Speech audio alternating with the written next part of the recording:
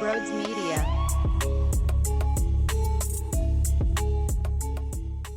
Right after the All-Star break, after you get beat bad by Oakland 18-3, lose a series to the A's at your own ballpark, you start off the second half by going to Pittsburgh and having one of the most gut-punching losses of the year in Game 1.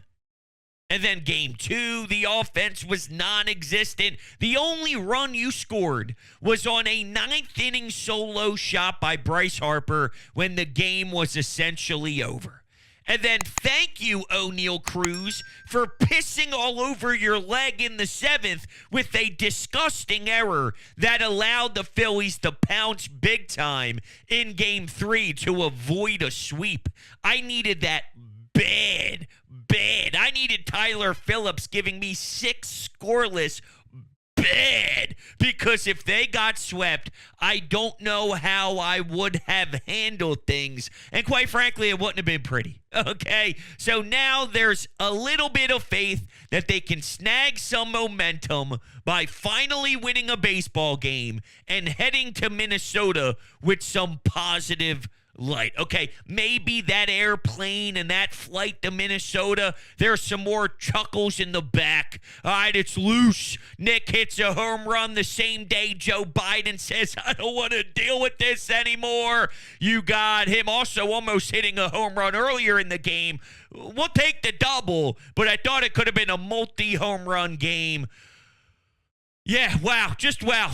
Interesting one in regards to the entire series. Let's go back and reflect on Friday night, though. Friday night hurt bad. A 3-0 lead in the first inning is automatically gone by the second inning. Yo, Nose, I love you, dude. I do. I'm a big fan. Unacceptable. And sure, it wasn't as ugly by the end of his start compared to the beginning of his start. There was so much damage done, though. 3-0 lead, and now it's 3-3. What are we doing? Trey Turner, 2-run shot at 6-4. You add on at 7-4. Although you should have had 37 runs at the time. 37, not 7, 37. And maybe I'm not even giving them enough praise here. I mean, it probably could have been 47, 57. So why are we squandering so many chances to kill the Pirates and take their damn soul? They feel good about themselves, right? Andrew McCutchen, O'Neal Cruz, Brian Hayes, you name it. They're loving themselves. Do something about it. I want you to clock them in the nose so their eyes start to water and they drop to their damn knees instantly because they can't see. And you had a chance to do it, and you failed miserably. And then, here you go. Here goes the bullpen. Kerkering stunk. Hoffman didn't stink. He did really well in the 8th. Alvarado stunk. And I've been giving Alvarado some love. And I still believe in his skill set, and I do. I truly, truly do. This is Jose Alvarado, though. The bad downs and the high ups. And it sure is the gross Alvarado. But there's plenty of time to get him back on track and to get his confidence going. Hell, Sunday afternoon, not a lot of pressure. Wasn't a high leverage spot.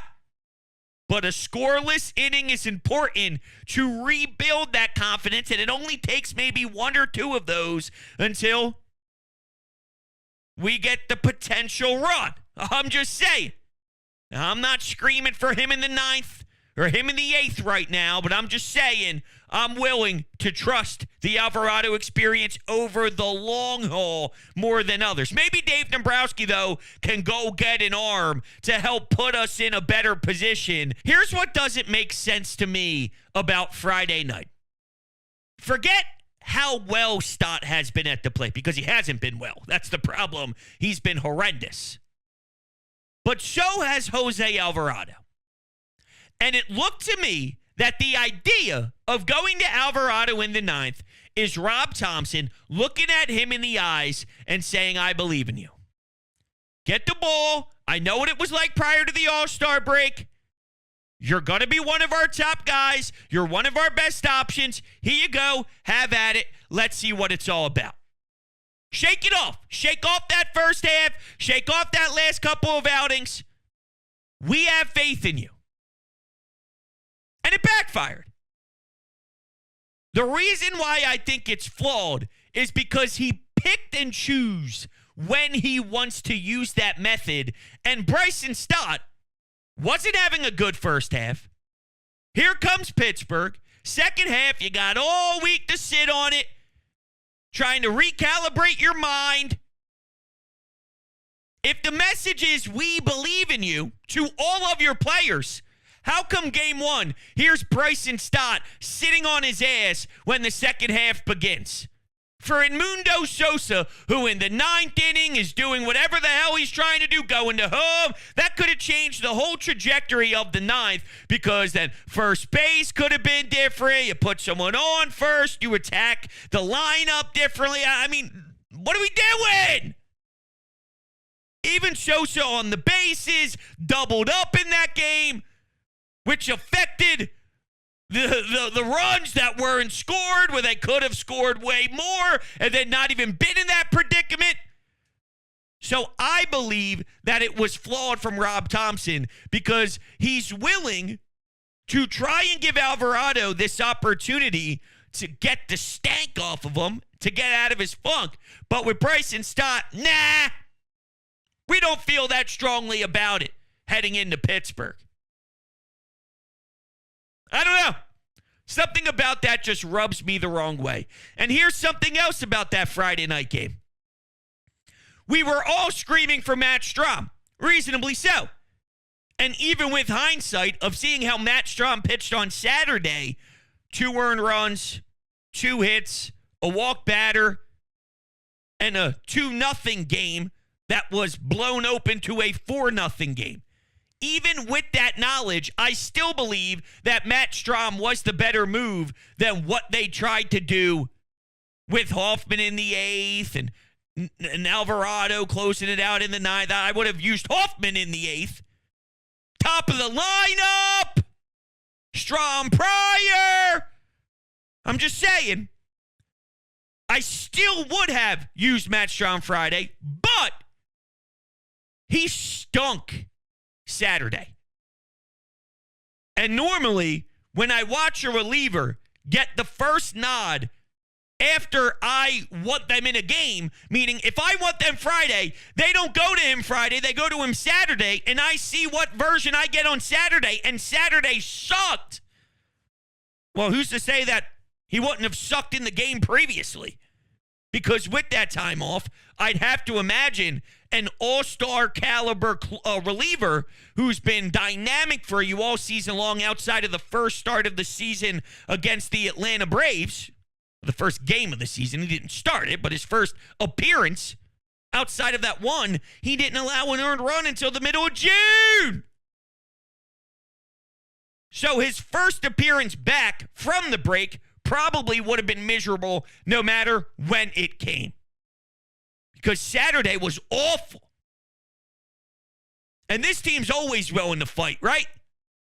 Down 1, down 2, down 3 in the 9th inning. Who's to say they can't go on a massive inning? And maybe put up a crooked number and fight for their lives with only 3 outs to go. There's a reason why they scream 27 outs, baby. It's not time to think that they're no longer good.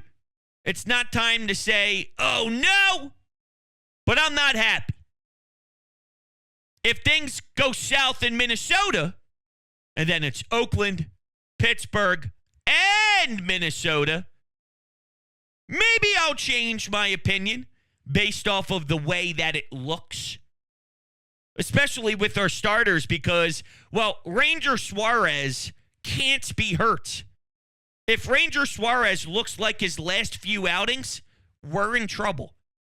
If Zach Wheeler is dealing with the back. And it is causing more pain and more problems than we are led on to believe. Then there are some real issues here. I don't think Christopher Sanchez pitched bad in his start. He did not have the offense to support him. He went 5 2/3, allowed a lot of hits, but not so much a ton of damage. It was about 8 hits, but only 2 earned runs and didn't walk any. So I thought Christopher Sanchez did pretty well. We are going to be studying, though, the amount of innings along the way here because there are some guys on this staff that just don't have the experience working this much workload before. And it will cause you trouble as the season continues. To be fair, yeah, when the innings pile up for you, most likely the innings are piling up for other teams as well. So you're not the only staff that is going to have fatigue with their arms. The problem is part of this year's team and the brand is their starting pitching is gross.